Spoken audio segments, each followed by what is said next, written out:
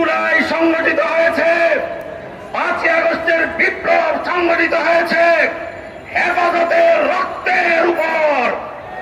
অতএব 13 সালের গণহত্যার বিচার না করলে জুলাই বিপ্লব ব্যর্থ হতে বাধ্য।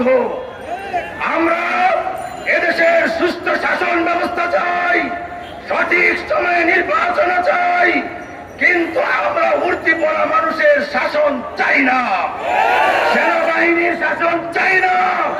কিন্তু নির্বাচনের আগেই এই সরকার যেহেতু বিপ্লবের মাধ্যমে গণতান্ত্রিক এবং বৈষম্যমুক্ত বাংলাদেশের দাবিত হয়েছে, এই সরকারকেই 5ই মে হেফাজতের রক্তের বিচার করতে হবে, নেতৃবৃন্দের মামলা বাতিল করতে হবে।